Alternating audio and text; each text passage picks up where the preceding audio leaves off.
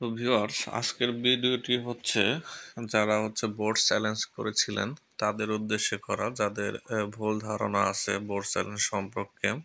যে অনেকেই বলতেছেন প্রতিষ্ঠান বোর্ড চ্যালেঞ্জ করেছে কি করে নাই সেটা নিয়ে সন্দিহান আছেন। অনেকেই বলতেছেন যে না, রেজাল্ট পাবলিশ ডেট চেঞ্জ হয় নাই। তো সেইটার প্রেক্ষিতে আমার ভিডিওটি করা।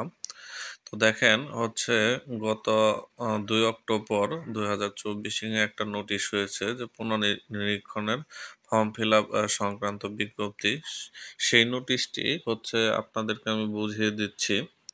তো এইখানে বলেছে, দেখেন, সংশ্লিষ্ট সকলের অবগতির জন্য জানানো যাচ্ছে যে বাংলাদেশ কারিগরি শিক্ষা বোর্ডের আওতাধীন ডিপ্লোমা ইন ইঞ্জিনিয়ারিং ও diploma in tourism and hospitality শিক্ষাক্রমের 1/9/2024 তারিখে প্রকাশিত ফলাফল, উত্তরপত্র পুনর্নিরীক্ষণ ও সংশোধিত ফলাফল গত 1/10/2024 তারিখে বোর্ডের ওয়েবসাইটে প্রকাশ করা হয়েছে। অর্থাৎ 1 তারিখে যে ফলাফল হয়েছিল সেইটার যারা বোর্ড চ্যালেঞ্জ করেছিল যাদের রেজাল্ট পরিবর্তন হয়েছে তাদের রেজাল্টটা 1/10/2024 বোর্ডের ওয়েবসাইটে প্রকাশ করা হয়েছে।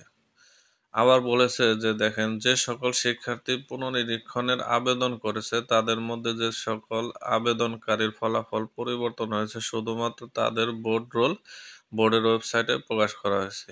এখানে স্পষ্ট দেখেন বলে দিয়েছে, যারা বোর্ড চ্যালেঞ্জ করেছিলেন, যারা পাশ করেছেন বা এক সাবজেক্টে পাশ করেছেন, অর্থাৎ যাদের ফলাফল একমাত্র পরিবর্তন হয়েছে তাদের ফলাফলটা বোর্ড চ্যালেঞ্জের মধ্যে দিয়ে দেওয়া হয়েছে। আর যারা বোর্ড চ্যালেঞ্জ করেছিলেন, যাদের ফলাফলের কোনো পরিবর্তন হয় নাই, আগেরটাই বহাল রয়েছে, কোনো সাবজেক্টে পাস বা ফেল করেন নাই, তাদের ফলাফল বা রোল বা রেজাল্ট এই যে 2 তারিখে যে রেজাল্ট হয়েছে এটার মধ্যে দেওয়া হয় নাই। ঠিক আছে? তো সন্দেহ করার কোনো অবকাশ নাই। অর্থাৎ যাদের রেজাল্ট পরিবর্তন হবে না তাদের বোর্ড চ্যালেঞ্জের মধ্যে আপনার রোল থাকবে না, সেটাই বলেছে এখানে। তারপরে বলেছে যে আর যাদের ফলাফল পরিবর্তন হয়নি তাদের রোল নম্বর উল্লেখ করা হয়নি। এই দেখেন, এখানে আরো বলে দিছে যে যাদের ফলাফল পরিবর্তন হয়নি তাদের রোল নম্বর বোর্ড চ্যালেঞ্জের রেজাল্ট শিটে থাকবে না। অর্থাৎ তাদের 1/9/2024 তারিখে প্রকাশিত ফলাফলই বহাল থাকবে। অর্থাৎ গত মাসের 1 তারিখে যে রেজাল্ট হয়েছিল ওই রেজাল্টই তাদের বহাল থাকবে, ওই রেজাল্টই থাকবে, যাদের পরিবর্তন হয়নি রেজাল্ট।